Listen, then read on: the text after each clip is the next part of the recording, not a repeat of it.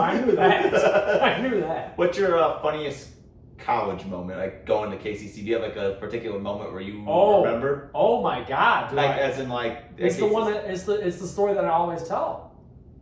And you know what? And I'm so glad you brought this up, because when we were prepping for this, I was obviously like I had all my notes and everything and like stories. And, this was part of it, so I'm glad we're like kicking this first episode off with this story. And I was thinking about this particular story and whether you were there or not. And I think you were, but okay. So before I tell the story, it was the story at ISU at, I believe the departments were called the Oaks. the mud. Yeah, I wasn't. You were there. I mean, we showed up to ISU together, but somewhere in the middle we went our different ways, and we found each other later. Which is usually the case. I'll just kind of tell the story of what happened. This is a story. We were visiting Luke. Yeah. Luke and Ryan.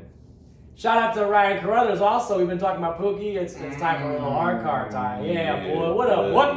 Anyway, not to go into too much detail. This is a story.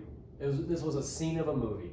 It's a legitimate scene of a movie. I was pretty drunk, so my memory's faded. I don't think you were drinking at the time. You were there though. Oh hell yeah, I remember this. You've seen it. I was walking with Luke.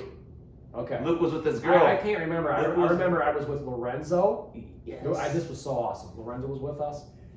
T-Dub. Shout out Trey Wilson. What up, baby? Well, I remember that part because I ended up next to Spike, our buddy Spike at the time, because me and him, I think Spike. We weren't even at our house. That was the party that we went. I think Spike told us about it. And me and him were sitting outside, and we were acting like bouncers. Spike Engelman, baby. We were acting like bouncers in front of this house for some reason. Yeah, no, we're naming drops a little bit here. Might as well. No, I know what you're talking about. There's like 500 people there. Right. I felt like. So, I'll tell this. Yeah, there was probably damn near there. Probably damn near 500 people. So we show up in between. There was an apartment complex, and I want to say it was every. So they had the complex. The buildings were on each side of this one road. And the party took place in between like two of the complexes. It was in the grassy field, okay? I remember that, yeah. So we show up, okay, and I think we walked there. We did. We walked there. It was like a mile walk from. I think I ended up in a car that got dropped off there. You probably. I was with Luke. I was with Pooks. It's probably like another side of the story that I don't know. That I won't have much memory. Yeah, it's usually the case. So anyway, so we show up, and like you said, there was probably damn near, if I'm gonna guess, there was probably close to like 400 to 500 people there. And there were so many people there to the point where like there was beer pong, I mean, all sorts of your typical party crap, beer pong, all sorts of crap. And there were so many people there you couldn't really see exactly everything that was going on. So we had to go move through the pack to see everything going on. And I remember looking back into I think there was some cornfields. Like it was, I want to say there were fields of some sort, but there was like a circular not a pit, but there was some space where everyone was kind of like spread out. You know, I think I remember a little bit. Yeah. You know, it immediately it was like there was a fight going on. Like, no, dude. So we push ourselves through the pack, and it was again Lorenzo, and Trey. I believe it was 3 of us. This was the same party where that girl was playing with Lorenzo's curly hair, yes, right? Yes. Okay. Yes. I do remember that. Yeah. I was right by you for a little bit there. So we pushed through. And in the middle of this space, dude, was this mud slip and slide. I don't even think they had like a tarp or anything. They might have had a tarp. No one was sober enough to care. You know what? They might have had a tarp but there was mud around it. I can't remember. And that's exactly it. I can't even like that sobered me up. That was a situation. I was like, oh my God, what's going on? So I remember in the midst of these 400 to 500, people was this mud slip and slide, and I'm talking like girls and guys. I'm talking these girls were like topless, and I didn't see any dudes that were freaking naked. But I know the girls were, like, some of the girls were topless.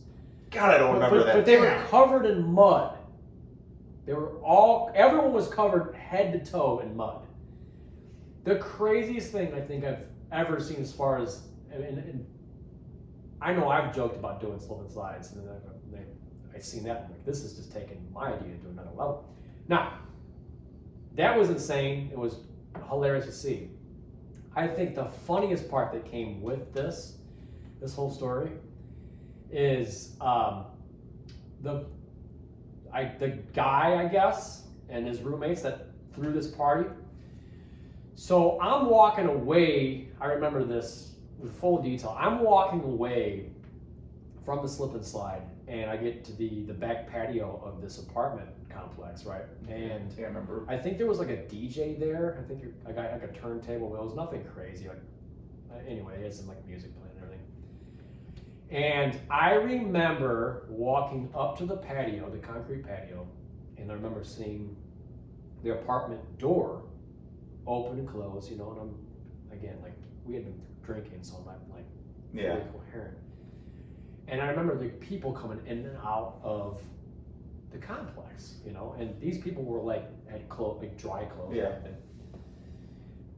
And I remember looking I don't know if I was looking for a beer or something like that, and I was wanting to go into the complex, and I stopped myself, and the doors open and closing. Yeah. I'm looking. I finally walked up to the step, and I held the door open because I was like, I couldn't believe what I was seeing. Again, I will never forget this, man. The floor, there were like, it was like hardwood, a tile. Yeah, I remember all of them. Tile. Like that. And then it was carpeting into the living room. Okay.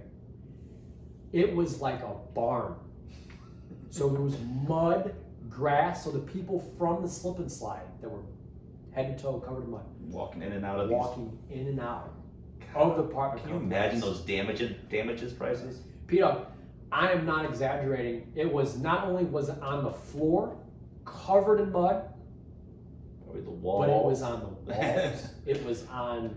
It was on the kitchen counter, because they were sitting. I seen some chicks like sitting up on the counter and everything with their muddy asses and everything. It was a scene of a movie. And I caught the one guy that I thought maybe lived there, and I was like, bro, this is like the daddy side of me. Right? Freaking 2021. Like, can I help you clean up? Yeah, here's the daddy side of me. And me had been drinking. Like, this is coming out of my mouth.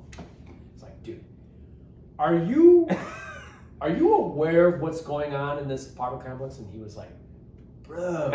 He was like long-haired, hippie dude. Bro, man, don't worry about it, bro. Don't worry about it. We'll clean it up in the morning.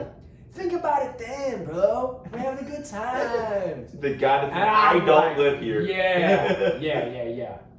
But is that the same? I even, to this day, I don't know if he was actually the person who lived there. Yeah, I'm not sure.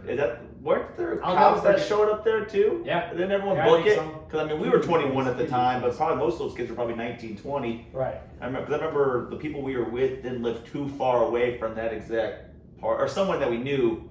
Because I think I ended up at Spike's place. We were staying with Luke.